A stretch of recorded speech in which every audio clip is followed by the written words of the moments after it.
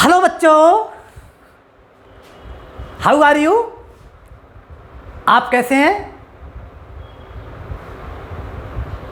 I am request to God आप भी बहुत अच्छे से होंगे। तो बच्चों, आज मेरे लेक्चर को रिलेटिव मोशन का lecture number 2 you are feel the in classroom. बच्चों, इस बात की मैं क्लास में आपको एक बात बोलना चाहता हूं। आप मेरे लेक्चर को वेल कंसंट्रेट होकर सुनिए तो आप फिजिक्स में बहुत एंजॉय करोगे, क्योंकि I have experience more than 15 year vast teaching experience in IIT JEE advance. और इस क्लास में मैं नीट और JEE मेंस वाले बच्चों को बहुत मीडियम लेक्चर के तरीके से, मीडियम थिंक करके, प्रॉब्लम को हाई प्रोफाइल या हाई बेसिस करके नहीं एक्सप्लेन करूंगा। सिंपल तरीके से ये क्लास हमारा नीट और JEE मेंस का है। और इस क्लास में आप पढ़िए तो मैं आपको इस बात की गारंटी देता हूं, you are feel the physics.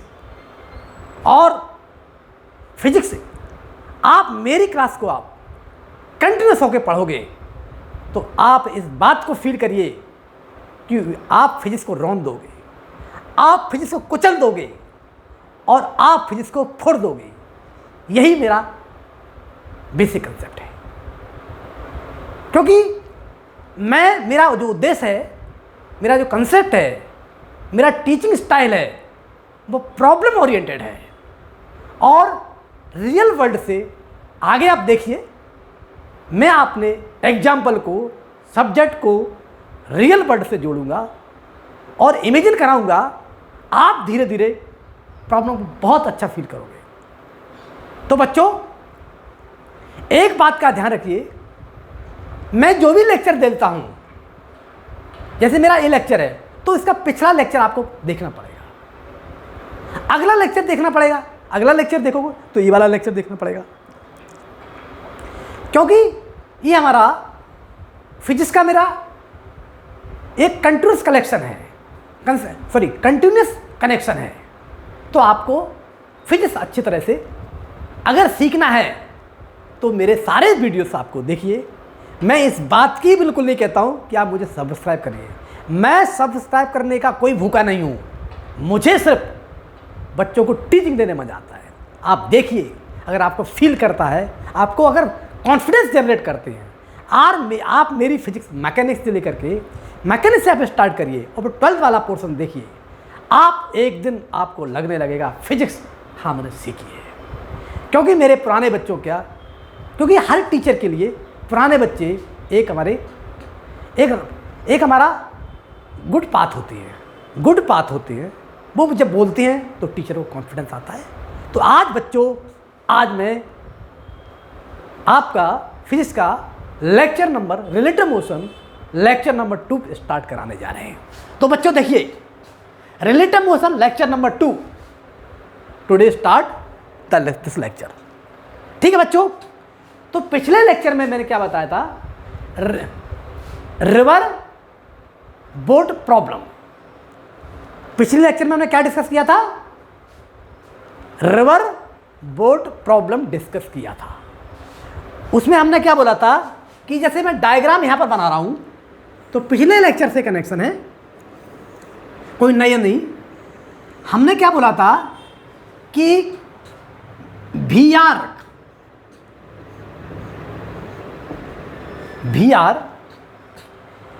आपका रिलेटिव VR हमारा कितना है, VR हमारा 3 मीटर पर सेकंड था। VR हमारा 3 मीटर पर सेकंड था।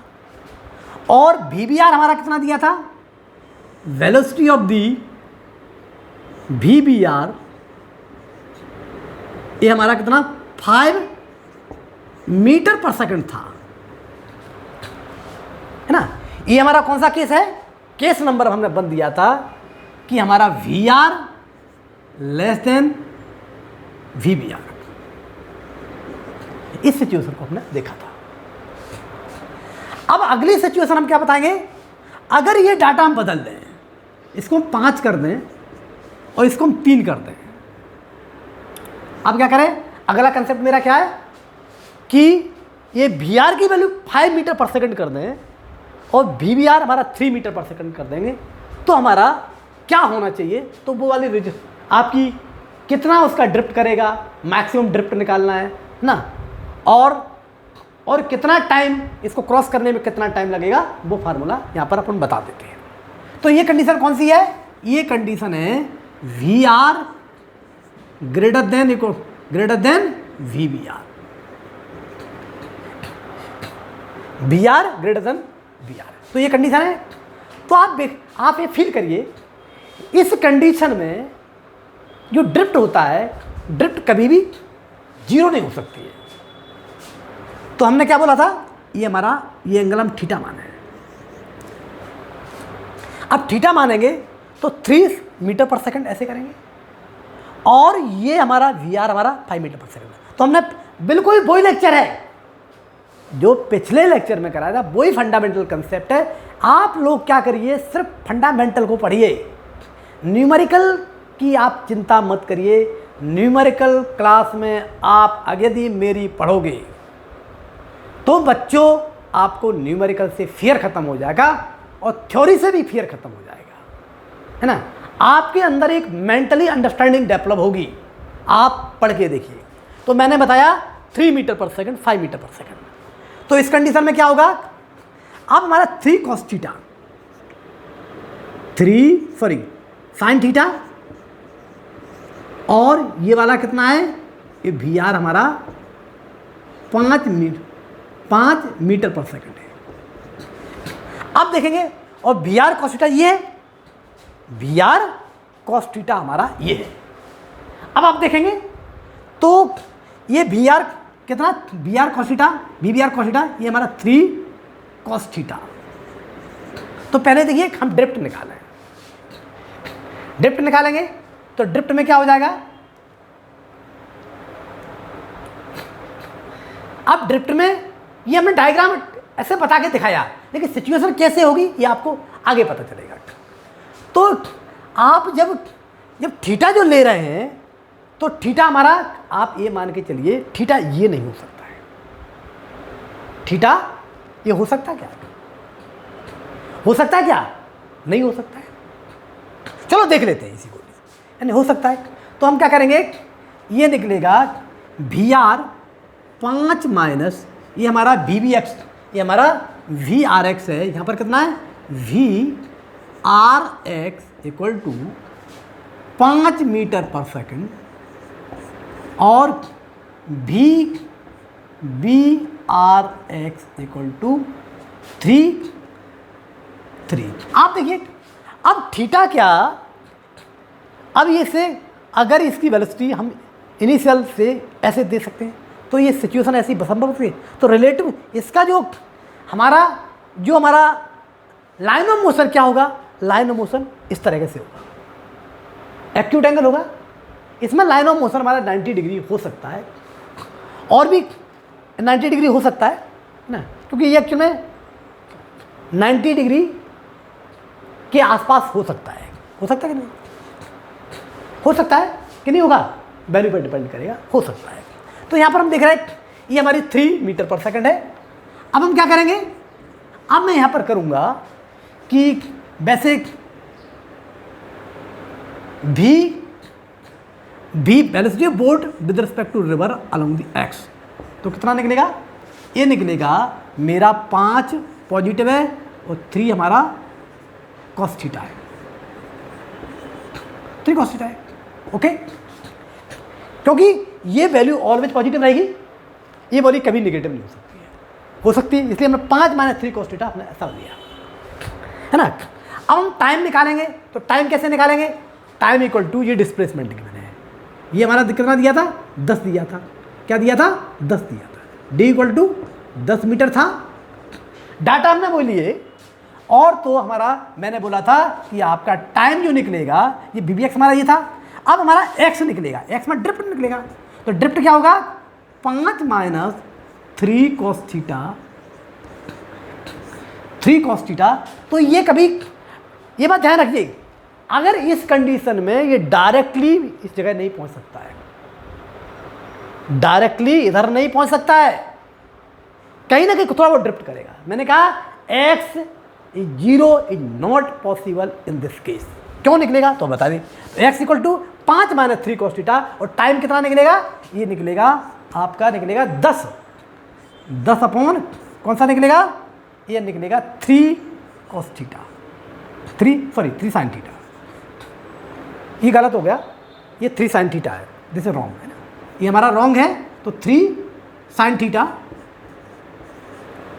और 3 sin थीटा, और ये कितना निकलेगा, ये हमारा निकलेगा 3 cos थीटा निकलेगा, 3 cos थीटा। तो आप देखिए इसको अपन सिंप्लीफाई करेंगे तो ये हो जाएगा 10 और 5 माइनस 3 sin थीटा अपॉन ये 3 cos थीटा। अभी क्या करेंगे, इसको थोड़ा 10/3 इधर ले लें तो वैल्यू क्या हो जाएगी, ये हमारी हो जाएगी 5। तो 5 माइनस ये निकलेगा 5 sec थीटा और माइनस हमारा 3 क्या निकलेगा, 3 हमारा tan थीटा, 3 tan थीटा। अब आप देखिए अगर हमने इसको डिफ्रेंशिएट किया, क्या किया, तो dx/dt, तो dx अपॉन डी थीटा, क्योंकि इसकी वैल्यू हमें क्या निकालना है, ड्रिफ्ट निकालना है, नहीं मैक्सिमम ड्रिफ्ट निकालना है। मैक्सिमम निकलेगा, मिनिमम ड्रिफ्ट निकाला, तो अपन को ये कितना, क्योंकि 0 तो हो नहीं सकता है, मिनिमम कितना हो सकता है ये देखना पड़ेगा। तो dx/dt थीटा ये बाई 10/3, तो क्या निकलेगा, ये निकलेगा 5 आपका sec थीटा और tan थीटा, और ये क्या निकलेगा, माइनस हमारा 3 क्या निकलेगा, 3 आपका निकलेगा 3 sec स्क्वायर थीटा।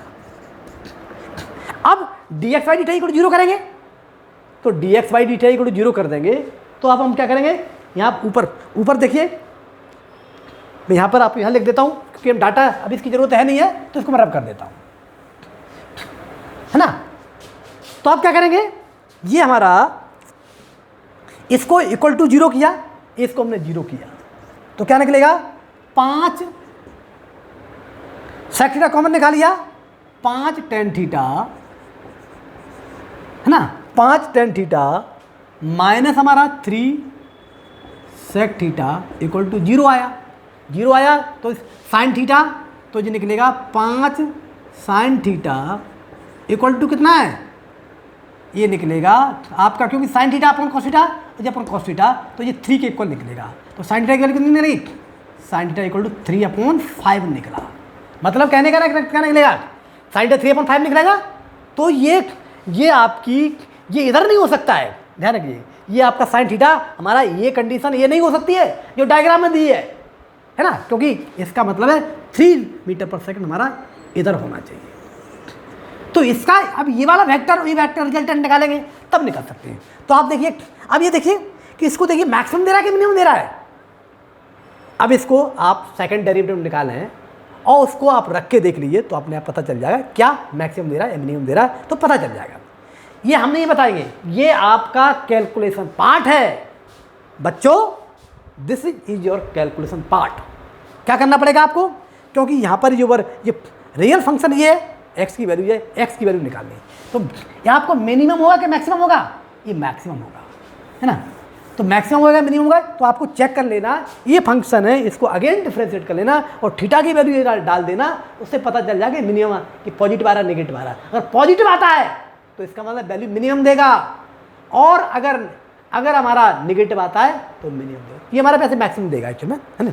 तो आप तो यहाँ पर देखेंगे, तो यहाँ पर वैल्यू रखें एक्स मैक्स, एक्स मैक्स कितना होगा, एक्स मैक्स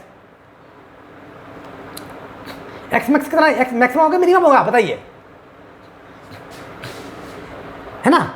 तो एक्स मैक्स होगा एक्स मिनिमम, तो आप चेक कर लेना, तो चेक करने के पता चल जाएगा। इसको हम देखो हम बता देते हैं, ये कितना हो गया, आप इसको दोबारा करेंगे, आप इसको दोबारा करेंगे तो ये हमारा सिंप्लीफाई करने के बाद में ये आपकी वैल्यू ये शायद मिनिमम होना चाहिए। क्या हो जाएगी?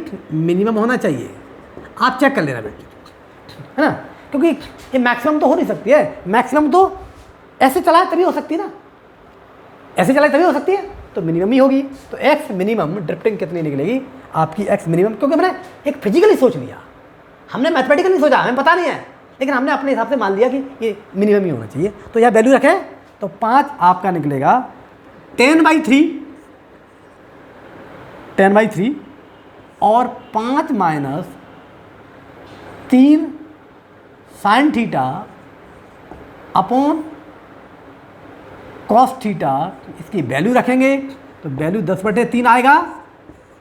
और ये कितना हो जाएगा? 5 माइनस 3 और साइन थीटा की वैल्यू कितनी? 3/5, 3/5 और इसकी वैल्यू 4/5 आएगी, 4/5 आएगी। तो वैल्यू अब सिंप्लीफाई कर लीजिए। 9, 25 में से 9 गए 16 आएंगे, ये वाला क्या? 25 में से 9 गए 16, तो 10/3 10/3, ये हमारा 16 माइनस 9, ये कितना निकलेगा? 7 निकलेगा। 7/5 और 7/4, 5 से 5 कैंसिल हो गया, है ना।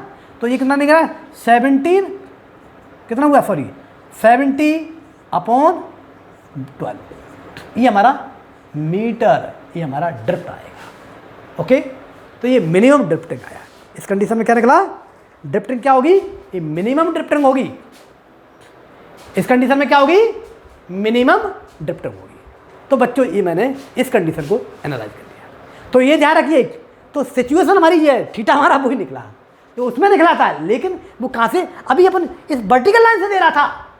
पिछले लेक्चर में बताया था वर्टिकल लाइन से थीटा इक्वल टू 37 डिग्री, लेकिन ये हॉरिजॉन्टल लाइन से 37 डिग्री दे रहा है।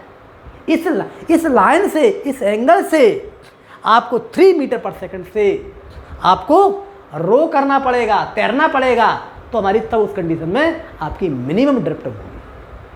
क्या होगी? मिनिमम ड्रिफ्टिंग होगी इस वैल्यू के आधार पर। ओके, तो ये हमने आपको बच्चों आपको एक्सप्लेन कर दिया। ठीक, तो ये हमारी रिवर बोट की प्रॉब्लम को मैंने एक्सप्लेन कर दिया, है ना। कभी कभार प्रॉब्लम ऐसा पूछ लेते हैं, मैं आपको एक जनरल आइडिया दे लूँ कि जैसे कोई भी, जैसे क्या कहा, कोई पर्सन यहाँ से गया, ऐसे चला और लौट के आया, है ना, ऐसे चला और लौट के आया, तो इसका टाइम t1 है। और एक हमारा ऐसे चल के और लौट के, ऐसे चल के लौट के यहाँ पर आया, तो ऐसी सिचुएशन में टाइम का रेशियो निकालना है, तो कैसे निकालोगे? तो दोनों सिचुएशन बताइए। मैंने क्या बोला था कि दोनों सिचुएशन लगाएं। मैंने, चलो एक प्रॉब्लम को डिस्क्राइब कर देते हैं, इस प्रॉब्लम को हम डिस्कस कर देते हैं कि मान लो दो पार्टिकल्स हैं, उनका टाइम क्या दिया? 2 पार्टिकल है, एक यहाँ से चला लौट के इसी जगह आ गया, और एक दूसरा मैंने यहाँ से करके ऐसे चला और लौट के ऐसे आ गया, 2 मैंने। तो इनका टाइम का रेशियो में फाइंड आउट करना है, तो कैसे निकालेंगे? चलो हम पहले डाटा बना लेते हैं। डाटा दे, तो डाटा हमारा ये के दिया, ये हमारी, आप ये मान के चलिए ये √2 भी है, ये हमारी कितनी है? पहले ये माने, ये हमारा कितनी है? ये भी है। ठीक, ये भी है, भी किसकी है? रिवर की। और इसकी कितनी है? डाटा वही के वही ले लें, ये हमारा 3 मीटर पर सेकंड है, और ये 5 मीटर पर सेकंड है, ये हमारा 5 मीटर पर सेकंड है। ओके, और दूसरा हमारा ऐसे आदमी ऐसे जा रहा और लौट के आ रहा है। स्पीड हमारी, जो हमारी बोट की स्पीड वही है, मतलब 2 बोट है, एक बोट हमारी यहाँ से ऐसे चल रही है और लौट के इसी जगह आ रही है, और दूसरी बोट यहाँ से चल के लौट के इसी जगह आ रही है। तो इनके टाइम के रेशो में निकालना है ना। तो ऐसा प्रॉब्लम भी आपका देख सकते हैं। तो हमने क्या, v = 3 और VBR हमारा 5 मीटर पर सेकंड।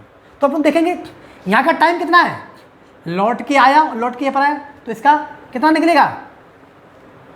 कि जितना टाइम इधर से गया उतना ही टाइम इधर गया, उसी जगह आना पड़ेगा। तो हमें क्या करना पड़ेगा? आपको डिस्प्लेसमेंट हमारा क्या होगा? ये डिस्प्लेसमेंट अपना ये 10 मीटर है, हमने बताया था। तो टाइम निकालें, तो टाइम कितना है? t1 = कितना बताया था डिस्प्लेसमेंट, सॉरी 10 मीटर था ना, हाँ 10 मीटर ले लिया, चलो 10 मीटर है तो 10 अपॉन ये वेलोसिटी कितनी निकलेगी, इसके अकॉर्डिंग कितना निकलेगा, इसके अकॉर्डिंग वेलोसिटी थीटा मान लिया था, तो इसके अकॉर्डिंग आपकी 3 क्यों आपका 5 cos थीटा, तो 5 cos थीटा था, तो 5 cos थीटा था, तो ये आपका निकलेगा 5 cos थीटा है ना। तो आपको 5 cos थीटा की वैल्यू कितनी निकलेगी, cos थीटा की वैल्यू कितनी निकलेगी, cos थीटा इक्वल टू कितना निकलेगा, cos थीटा ये हमारी कितना रिवर है, ये हमारी की रिवर की है ना। तो आप क्या देखेंगे, हमने कंडीशन बताई थी है ना, इस जगह से जगह उस जगह पे लौट के आ रही है ना। तो ये मतलब आपने कोई ऐसे ही पहुंचा और लौट के उसी से ऐसे में तैरेगा तो यहीं पर आएगा, वही सिचुएशन तो बनेगी है ना, क्योंकि मुझे इस जगह पहुंचना है तो ऐसे करके तैरना पड़ेगा, लौट के इस जगह जाएगा।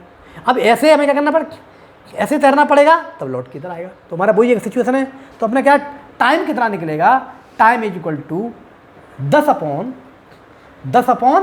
क्या निकलेगा, ये वेलोसिटी निकलेगी हमारी 25, क्योंकि 25 हमने यहाँ पर निकाला था, ये cos थीटा की वैल्यू कितनी 3/5 निकली थी, सॉरी sin थीटा की वैल्यू कितनी निकली थी, sin थीटा की वैल्यू 3/5 निकली थी क्या नहीं, पिछले प्रॉब्लम में हम डाटा वही दे रहे, डाटा नहीं बदल रहे, sin थीटा की वैल्यू 3/5, तो कितना निकलेगा जी 25 माइनस हमारा 9, तो कितना 4 आएगा, ये हमने कितना आएगा 10/4, 10/4 है, 10/4 है, ठीक 4 है ये टाइम, और 10 का लौट के कितना आया, उतने टाइम लौटने में लगेगा, तो कितना हो जाएगा ये आपका करीब कितना आया 10/5, 5/2 और 2 का बटे 5 सेकंड आएगा, T1 कितनी आई 5 सेकंड आया, 5 सेकंड आया, ओके। अब देखो, अब ऐसे में देखेंगे तो हमने क्या बताया था, डिस्टेंस हमारा कितना है, इसका डिस्टेंस हमारा आपका इतना ही दिया है, ये कितना दिया 10 ही मीटर दिया, 10 मीटर ऐसे गया लौट के आया, तो इस कंडीशन में क्या निकलेगा T2 इक्वल टू, तो कितना निकलेगा, ये हमने इसमें 2 कंसेप्ट लग रहे, आपका क्यों कह रहा कि मोशन के अलोंग है ना, उसके अलोंग क्या हमने बताया था, upward downward stream, upward stream, तो T2 इक्वल टू कितना है 10 बटे कितना हो जाएगा, ये आपका निकलेगा 5 + 3 और प्लस हमारा 10/5 माइनस 3, तो ये कितना निकलेगा आपका, ये निकलेगा कितना निकला, क्योंकि सिंपल कैलकुलेशन कर देते हैं, कोई फिजिकल डाटा में तो दिया नहीं गया, इसी को सिंपल कैलकुलेशन कर दिया, तो कितना 8 आ गया, तो 8 आ गया 10/8 प्लस कितना 5 आ गया, 5 आ गया, तो 5 जब आ गया तो 10/8 और प्लस 5/8, तो कितना निकलेगा, ये हमारा निकलेगा, इसको ज़रा सिंप्लीफाई कर लीजिए, ये निकलेगा 5/4 प्लस 5 कॉमन निकालना है, तो ये 25/4 आ गया, ये 5 कॉमन निकालिए 5, तो 25/4 आ गया।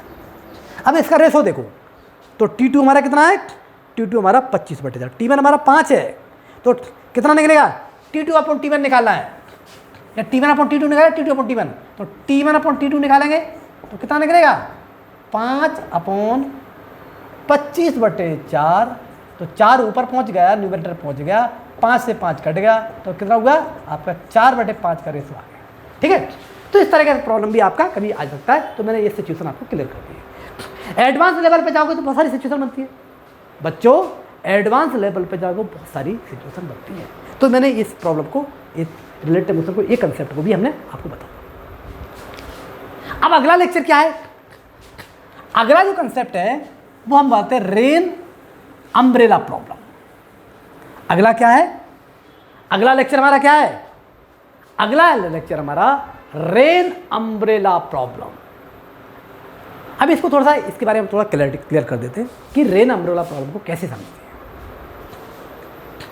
तो रेन अम्ब्रेला प्रॉब्लम को अपन कैसे समझेंगे, रेन अम्ब्रेला प्रॉब्लम को समझने के लिए हमें क्या चाहिए, जैसे आपने देखा होगा पानी जैसे छाता है, जैसे अपन क्या करते हैं, अपन पानी बरसता है, पानी गिर रहा है ना, पानी गिर रहा है, पानी वर्टिकल गिर रहा है या टेढ़ा गिर रहा है हमें पता नहीं है, ये अब किस पर डिपेंड, फ्रेम ऑफ रेफरेंस पर डिपेंड करता है।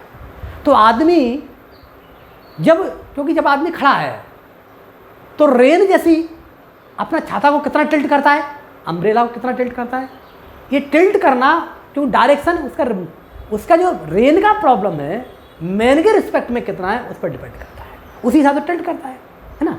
अगर रेन की स्पीड है किसके रिस्पेक्ट, मैन के रिस्पेक्ट में, किसके रिस्पेक्ट में, मेन के रिस्पेक्ट में, तो मेन के रिस्पेक्ट उसी हिसाब से अपना अम्ब्रेला को टिल्ट कर दिया जाता है ना। तो क्योंकि ये कंसेप्ट पर बहुत सारे एडवांस लेवल पे जाओगे तो बहुत सारे प्रॉब्लम बनते हैं, लेकिन अपन क्या है, अपन को सिर्फ बेसिक एलिमेंट्री कंसेप्ट सिखाना चाहते हैं। यहाँ पर मेरा जो कंसेप्ट है वो एलिमेंट्री कंसेप्ट है। आप इस कंसेप्ट को समझिए तो बेटा आपको कोई, क्योंकि प्रॉब्लम कनेक्शन है, थ्योरी के साथ प्रॉब्लम कनेक्शन है, थ्योरी के साथ आप प्रॉब्लम कनेक्टेड करोगे तो आपको फिजिक्स बड़ी आसान हो जाती है। जबकि आप ऐसा देखिए एससी वर्मा के, इसके बाद एससी वर्मा को सॉल्व करिए, आप एससी वर्मा बड़ी आसानी से हो जाएगी।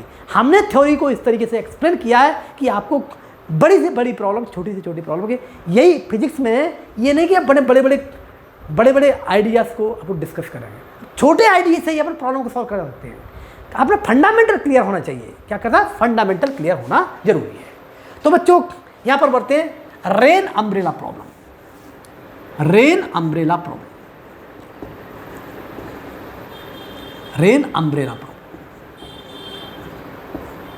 हम एक प्रॉब्लम को, एक हम क्या कर देते हैं, एक हम आपको एग्जाम्पल ले लेते हैं, उसी से आपको क्लियर कर देते हैं, है ना। मान लो कि जैसे जैसे मैन है, एक मैन है, ये मैन, और ये क्या करे, छाता को लगाए हुए, ये अम्ब्रेला को लगाए हुए, अम्ब्रेला को हाथों में, इसके हाथों में पकड़े हुए हैं, और इसकी स्पीड कितनी है, इसकी स्पीड हमारी आपकी 4 मीटर पर सेकंड मान लें। आदमी कितने 4 मीटर पर सेकंड में चल रहा है। तो रेन कैसे गिर रहा है, रेन का हमें पता नहीं। रेन की प्रॉब्लम जो निकालेंगे विद रिस्पेक्ट टू एफ, क्योंकि इसमें रेन की अगर प्रॉब्लम के अंदर दिया था रेन की स्पीड निकालना है, तो रेन की स्पीड का मतलब होता है एब्सोल्यूट स्पीड निकालना, है ना। अगर तो रेन का मतलब है उसका एब्सोल्यूट स्पीड निकालना, किसकी, रेन की। अगर अब छाता को कितना टेढ़ा करते हैं ये काय पे डिपेंड करता है, क्योंकि उसकी स्पीड मैन के रिस्पेक्ट में क्या है, रेन की स्पीड मैन के रिस्पेक्ट में क्या है उस पर डिपेंड करता है। उसी हिसाब से अपन अम्ब्रेला को कितना, किसी एंगल से घुमाते हैं, किसी एंगल से टिल्ट करते हैं, पीछे को भी कर सकते हैं, आगे को भी डिपेंड करते हैं। इस तरह की सिचुएशन जो बनती है, तो इसमें आपका पहले 4 मीटर पर सेकंड है, तो अपन क्या करेंगे, इसमें आपकी 4 मीटर पर सेकंड है, तो situation number, case number 1 problem में दिया, case number 1, case number 4 metre per second से एक मैन है तो ट्रैवलिंग कर रहा है, और पानी बरसा है बरसात के अंदर, तो उसको क्या कर रहा है, उसको इस कंडीशन में वर्टिकली नजर आ रहा है। रेन क्या कर रहा है, उसको वर्टिकली नजर आ रही है, वर्टिकल नजर आ रही है, पहली सिचुएशन नंबर है। अगर केस नंबर 1, क्योंकि आप प्रॉब्लम को डिस्कस कर रहे हैं अपन, केस नंबर 2 में यही आदमी है और यही अम्ब्रेला है, बट इसकी स्पीड कितनी है हमारी 8 मीटर पर सेकंड हो गई, 8 मीटर पर सेकंड हो गई। अब 8 मीटर पर सेकंड हो गई तो क्या होगा, तो हमारा 8 मीटर पर सेकंड है, तो आपकी उस कंडीशन में ये वाला कितना थीटा, छाता को ऐसे टेढ़ा कर लिया जाता है। छाता को कैसे कर लिया जाता है, छाता को अपने ऐसे कर लिया जाता है ना। छाता को हमारा 45 डिग्री से टिल्ट कर दिया जाता है, आगे या पीछे, आगे की तरफ, तो आगे करेंगे पीछे करेंगे, जब 45 डिग्री पे गिरता है ना, 45 डिग्री पर उसको बनाता है।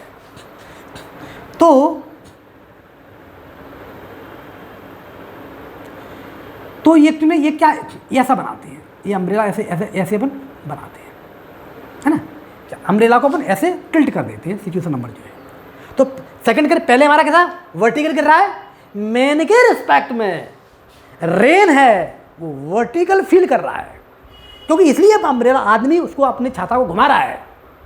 अपने छाता को क्यों घुमा रहा है, क्योंकि उसके आदमी के रिस्पेक्ट में उसको वर्टिकल नजर आ रही है, ये बता रहे। अगर आपने क्या कर दिया, सेकंड सिचुएशन बनाई,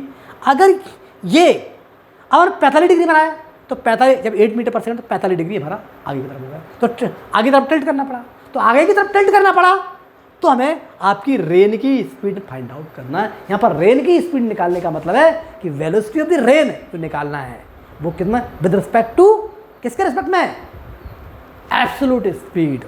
क्या निकालना है, एब्सोल्यूट स्पीड निकालना है। तो बच्चों हमने यहाँ पर सिचुएशन लिख दी, इसलिए प्रॉब्लम यहाँ पर इस जगह कर देते हैं। इसका सॉल्यूशन मैं इस सिचुएशन को सॉल्यूशन में यहाँ कर देता हूँ। ठीक है बच्चों, तो आपको आपके वैसे इसके हम 3 तरीके से करा सकते हैं। एडवांस में देखोगे तो अलग तरीके, बहुत 3 अप्रोच से करा सकते हैं, लेकिन आपको हम यहाँ पर सिंपल अप्रोच से बताएंगे, बिल्कुल एलिमेंट्री। और इसी अगर ऐसा प्रॉब्लम आता है तो इसी तरीके से आप करिए। नीट वाले, प्योर नीट वाले बच्चे हैं और जेईई मेंस वाले बच्चे हैं, वो उसको इसी कंसेप्ट से अप्लाई करिए कुछ ज़्यादा, क्योंकि अपन को कम टाइम में प्रॉब्लम को करना होती है, तो मेथड आसान होना चाहिए। तो पहली सिचुएशन देखिए, तो अपन क्या करेंगे, लेट वेलोसिटी ऑफ रेन,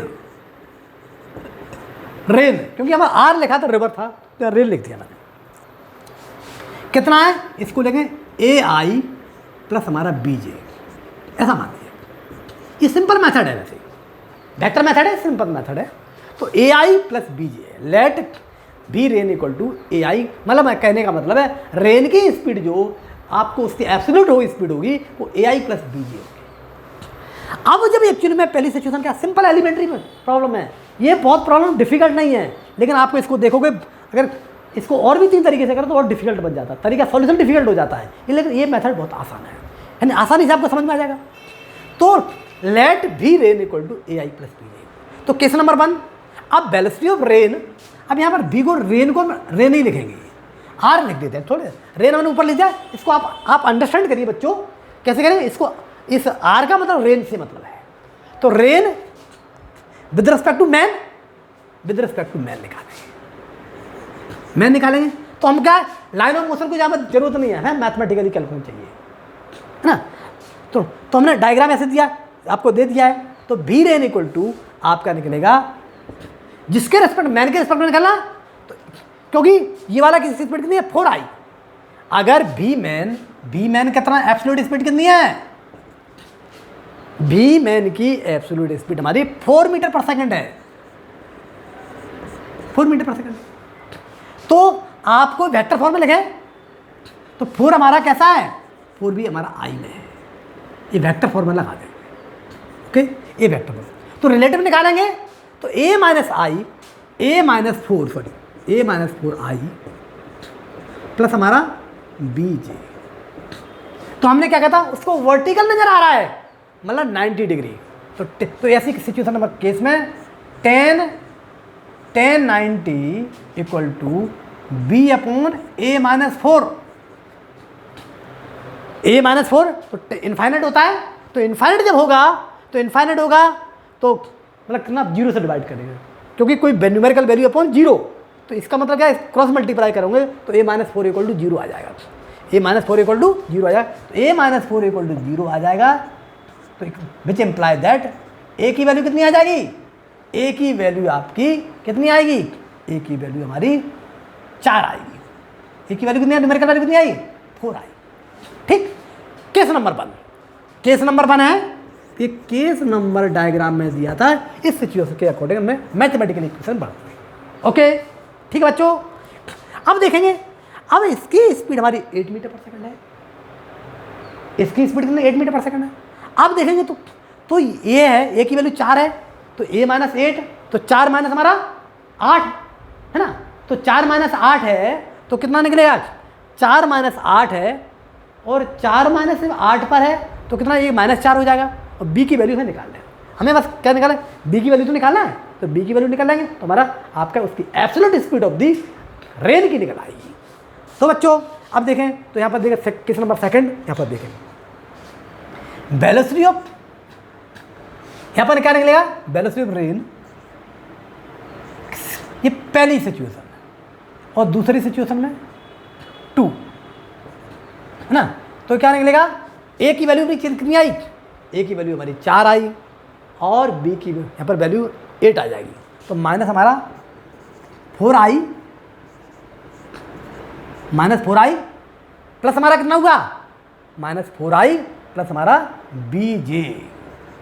ठीक है।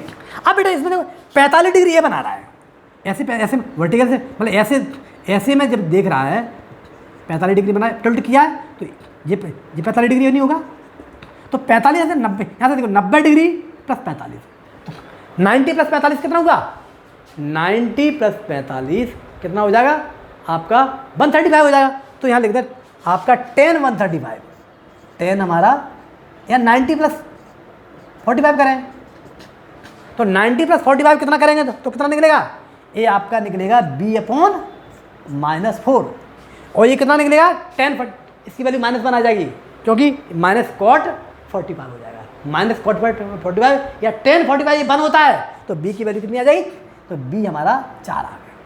b की वैल्यू कितनी आई, तो b की वैल्यू आई हमारी 4i, कितनी है, तो b = 4 आया।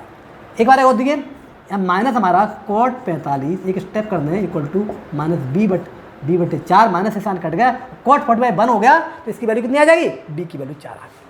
b की वैल्यू 4 आ गई बच्चों।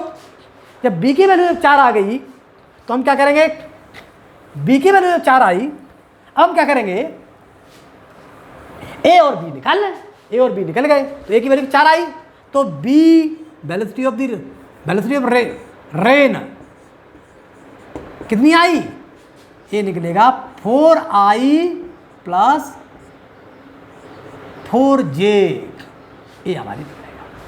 ठीक, ये हमारी निकल गई। ठीक है बच्चों, निकल गई, तो ये निकली है ना। अब हम क्या करेंगे, तो ये हमारा क्या निकला, रेन की एब्सोल्यूट स्पीड कितना, न्यूमेरिकल वैल्यू निकलेंगे 4√2 आएगी।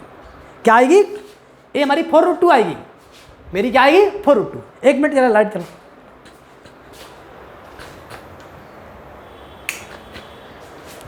तो हमारा बच्चों कितना आएगा, 4i प्लस 4j। ओके, तो ये आप इसकी डायरेक्शन भी निकाल सकते, मैग्नीट्यूड एज वेल डायरेक्शन दोनों निकली। ये वेरी सिंपल मेथड है बच्चों, ये बहुत सिंपल मेथड है। ये अगर ऐसा प्रॉब्लम आए तो इस तरीके से आप कर लीजिएगा, वेक्टर मेथड से कर लीजिए कि पहली कंडीशन में इतना है, दूसरी कंडीशन में इतना है, और इस तरीके से आप सोल्व वेक्टर मेथड से करिए तो ज़्यादा सिंपल तरीका है। आपको स्पेशली जेईई मेंस वालों के लिए ज़्यादा बेटर रहेगा ना, है ना, जेईई मेंस वालों को ज़्यादा बेटर रहेगा क्योंकि ये वेक्टर आपको आता है तो डायरेक्शन भी तक आप इसको विजुलाइज भी कर सकते हो ना, नहीं कर सकते हो आप, डेफिनेटली यार विजुलाइजिंग, इस सवाल को विजुलाइज, वेक्टर आपको आता है तो आप डेफिनेटली विजुलाइज करें कि किससे क्यों टिल्ट किया। ये हमने टिल्ट करने का, हमने आपने जो आपको बताया कि टिल्ट कैसे करिए, ये लाइन ऑफ मोशन समझना बहुत जरूरी है। इसमें भी लाइन ऑफ मोशन का कंसेप्ट है, इसमें भी line of motion, velocity of rain with respect to men का लाइन ऑफ मोशन बनाना पड़ता है। तो लाइन ऑफ मोशन कितना है, एक कंडीशन में वर्टिकल दिखा रहा है और एक कंडीशन वर्टिकल से 45 डिग्री पर बना रहा है ना। तो ये सिचुएशन आपको समझना पड़ेगा। ये लाइन ऑफ मोशन ही हमने वो आपको बोला था, ये टॉपिक्स का ये विजुलाइजिंग टॉपिक्स है, आप आसानी से विजुलाइज कर सकते हो क्योंकि आपको एलिमेंट्री आइडिया पढ़िए, सिंपल तरीके से पढ़िए, फिजिक्स को फील करिए। ऐसा क्यों करते हैं, क्योंकि रिलेटिव का, हमने कहा रिलेटिव का आपका देखने का चश्मा को आप रिलेटिव कहते हैं, किस नज़रिए से देखते हैं उनको फ्रेम ऑफ रेफरेंस कहते हैं। तो फ्रेम ऑफ रेफरेंस से को आपको अगर समझ लिया तो फिजिक्स आसान से इमेज लग जाती है, कहाँ पर कैसे फील कर रहे हो। ठीक बच्चों, तो ये हमने और बता दिया, क्लियर। अब मैं एक प्रॉब्लम और एक सिचुएशन और बता देता हूँ, वन सिचुएशन और आपको डिस्कस करा देता हूँ। आपने देखा एयरक्राफ्ट प्रॉब्लम होती है क्या, एयरक्राफ्ट प्रॉब्लम क्या होती है, एयरक्राफ्ट प्रॉब्लम। तो एयरक्राफ्ट प्रॉब्लम में हमारा क्या है,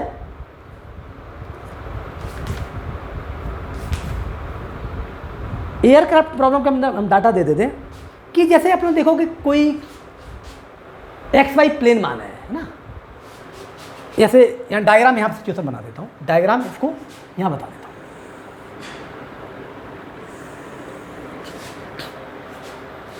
हूँ। जैसे क्या है, हवा चल रही है ना, और प्लेन, मतलब प्लेन ऐसे चल रहा है, प्लेन ऐसे चल रहा है ना, प्लेन ऐसे चल रहा है, तो velocity of the plane with respect to air, sorry F, इसको अपन वेलोसिटी ऑफ दी प्लेन निकाल लेते हैं, ठीक है। और हवा की स्पीड ऐसे जा रही है,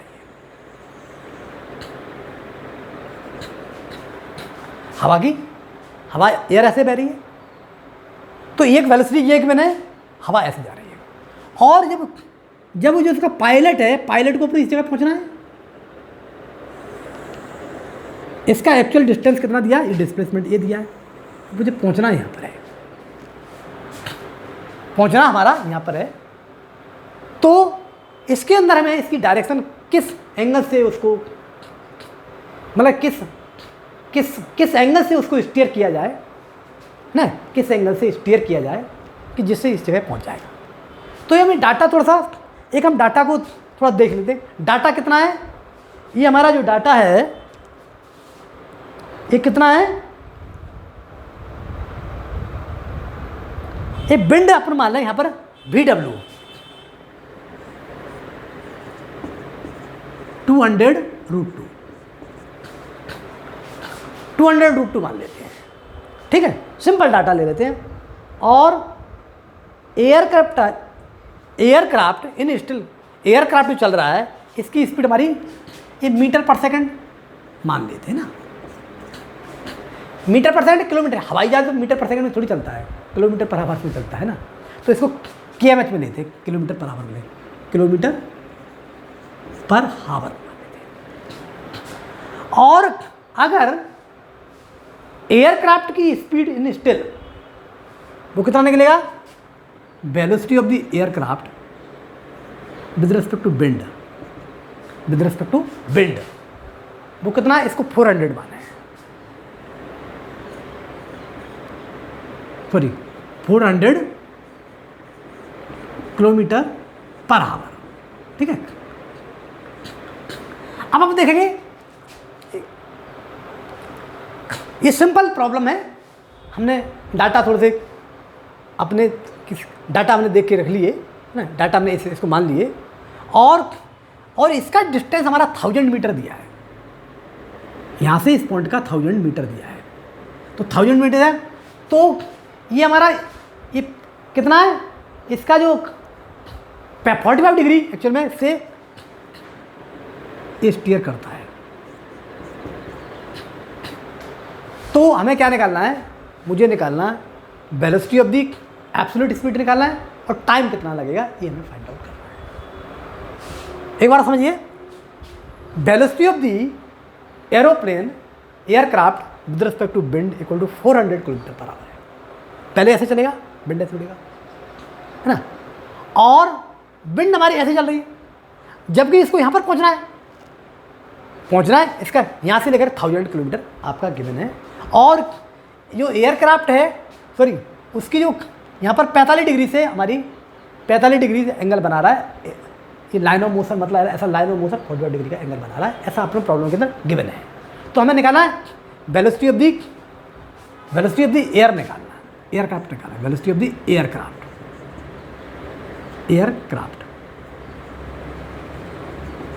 ओके। तो कैसे निकालेंगे, अगर ये 45 डिग्री है तो ये भी 45 डिग्री, क्योंकि ये विंड ऐसे जा रही है, और जो लाइन है तो जी वाला एंगल 45 डिग्री है, तो ये भी 45 डिग्री है।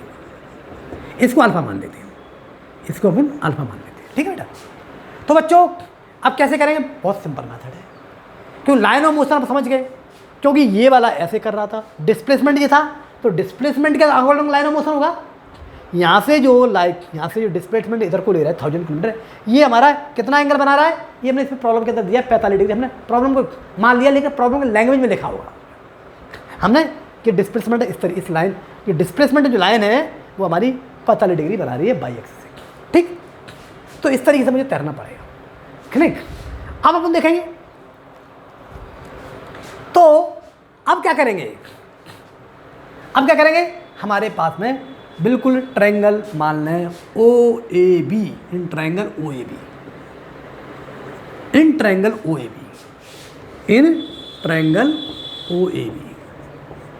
तो तो अपन कैसे हम प्रॉब्लम को समझा देते हैं। इसमें जी वाली वेलोसिटी गिवन है और जी वाली वेलोसिटी गिवन है और एक एंगल गिवन है। तो इसका मतलब ये वाली वेलोसिटी हम साइन रूल लगा करके ट्रिग्नोमेट्री का ये फार्मूला अपन लगा सकते हैं। तो साइन रूल क्या होता है, इन ट्रायंगल OAB अगर ये वेलोसिटी अपॉन जी वाला एंगल, जी वाली वेलोसिटी अपॉन जे एंगल और जी वाली velocity upon this angle, sorry g वाला एंगल अपॉन जी वाली, तो सॉरी एक बार मैंने गलत बोल दिया, समझ लीजिए मैं जल्दी बोल गया।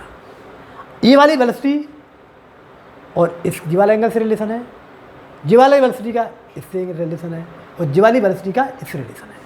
तो हमें पहले अल्फा निकालना पड़ेगा, अल्फा निकल जाएगा और तो भी एयरक्राफ्ट की स्पीड निकाल सकते हैं। तो कैसे निकालेंगे, तो देखिए पहले अपन ले लेते हैं जो दो डाटा आपके गिवन है। कौन से, पहले अल्फा निकाल लेते हैं कि दो वेलोसिटी गिवन है। तो अपन देखेंगे, इसको देखेंगे वेलोसिटी 4 से अपॉन साइन 45। आपको मालूम है, ये देखिए मैं बता देता हूँ, ABC ट्रायंगल है, सॉलिड ट्रायंगल है। तो जी वाला एंगल है तो जी वाला साइड A होती है और जी वाली साइड ये B साइड होती है, ये C होती है। तो अपन क्या करते हैं, ये अपना A upon sine A, B upon sine B और C अपॉन साइन C, ये हमारा फॉर्मूला होता है। तो यहाँ पर मैं लगा दे, यहाँ पर मैं ये लगा दिया 4 से अपॉन साइन 45 और BW कितना 200√2 अपॉन 200√2 अपॉन साइन अल्फा। तो इसमें देखिए कौन सा वेरिएबल है, अल्फा वेरिएबल है। तो ये देखेंगे तो ये निकलेगा ये साइन 45 1/√2। तो साइन अल्फा की वैल्यू कितनी आई, साइन अल्फा इक्वल टू 2 से बटे 4 से इंटू साइन 45 यहाँ पर करेगा तो ये √2 से √2 कट गया तो इट बिकम सीधे लिख देते 1/2 आया। तो अल्फा की वैल्यू कितनी आई, 30 डिग्री आई। इसलिए मैं डाटा को थोड़ा सा, इसलिए डाटा में अपने हिसाब से मान लेते तो डाटा थोड़ा सा डाटा को सिंप्लीफाई करना पड़ता है, इसलिए हिसाब से डाटा लिया था।